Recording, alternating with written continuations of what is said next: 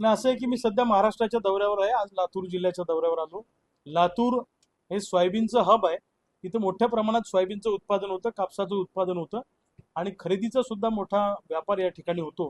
परंतु सोयाबीनचे पडलेले दर, कापसाचे पडलेले दर, अनेक कारखान्यांनी ऊसाची एकरकमी FRP दिली नाही आणि सरकार कर्जमुक्तीच्या शब्दापासून बाजूला पळत आहे. आमच्यावर झालेलं कर्ज हे सरकारच्या धोरणाचा परिणाम आहे, चुकीच्या धोरणाचा. आमच्यावरचं कर्ज अनैतिक आहे, त्यामुळं आमचं कर्ज फेडण्याची जबाबदारी सरकारची आहे. जेव्हा पिकलं तेव्हा लुटलं, आता देणं घेणं फिटलं, आम्ही तुमचा 1 रुपया देणं लागत नाही. त्यामुळं सरकारनं दिलेल्या शब्दाप्रमाणे आम्हाला कर्जमुक्त केलं पाहिजे.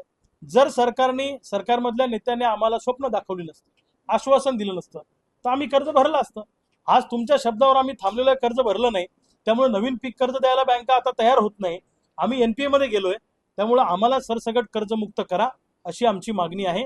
आणि अनेक शेतकऱ्यांना पीक विमा अजून मिळाला नाही, तो हक्काचा पीक विमा नुकसान होऊनही मिळाला नाही, तो मिळाला पाहिजे.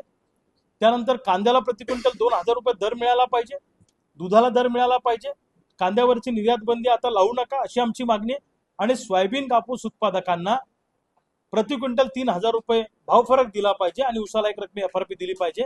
या सगळ्या मागण्या घेऊन हा दौरा सुरू आहे. शेतकरी मेळावे आम्ही गावागावात घेतोय. प्रचंड प्रतिसाद शेतकऱ्यांचा मिळतो आहे. सरकारने जर का महाराष्ट्रातल्या शेतकऱ्यांना सरसकट कर्जमुक्त केलं नाही तर 15-20 दिवसानंतर या महाराष्ट्रामध्ये भूतो न भविष्यती असं आंदोलन होईल. सरकारमधल्या मंत्र्यांना रस्त्यावर फिरणं सुद्धा मुश्किल होईल. हे सरकारमधल्या लोकांनी लक्षात ठेवावं. आणि जर तुम्ही कर्जमुक्ती आणि हक्काचा पीक विमा आम्हाला दिला नाही तर मग मात्र आम्ही जिल्हा परिषद पंचायत समितीच्या निवडणुकीत तुम्हाला शेतकरी मतदान करणार नाही. जर तुम्ही आमचा विचार करणार नाही तर आम्ही तुमचा विचार करणार नाही. याच्या शब्द आम्ही गावागावात शेतकरी मेळाव्यात घेऊ.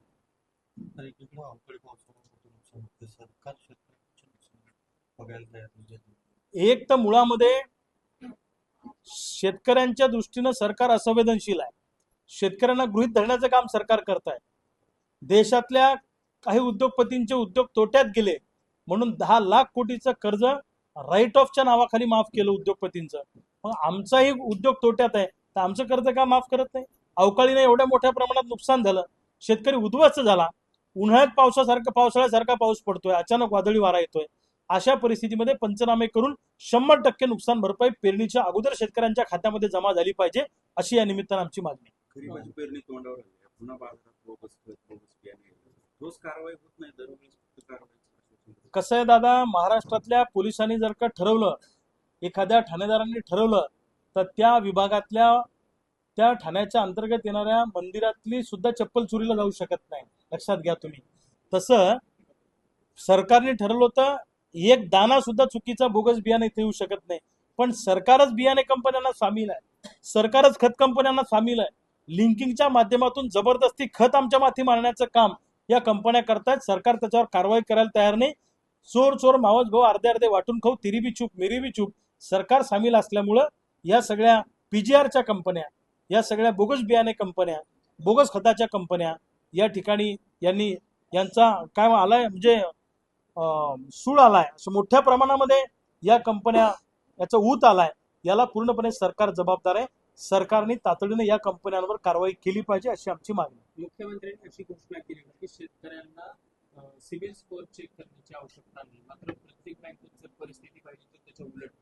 मुख्यमंत्र्यांचं राष्ट्रीयकृत बँका ऐकायला तयार नाहीत. त्या म्हणतात आम्ही फक्त रिझर्व्ह बँकेचं ऐकू, मुख्यमंत्री आमचे बॉस नाहीत. आजही बँकेत पीक कर्जाला गेलं तर सिबिल शिवाय पीक कर्ज ते देत नाही. आणि आमचे पीक विम्याचे, शेतमाल विक्रीचे पैसे, आमच्या सेव्हिंगच्या अकाउंटचे पैसे परस्पर कर्ज खात्यात जमा करण्याचा खटाटोप बँकांनी केलेला आहे. जर अशा पद्धतीनं नॅशनलाइज बँकांचे अधिकारी करत असतील तर त्या अधिकाऱ्याच्या तोंडाला काळं फासण्यात येईल. हा इशारा समजा नाही तर धमकी समजा.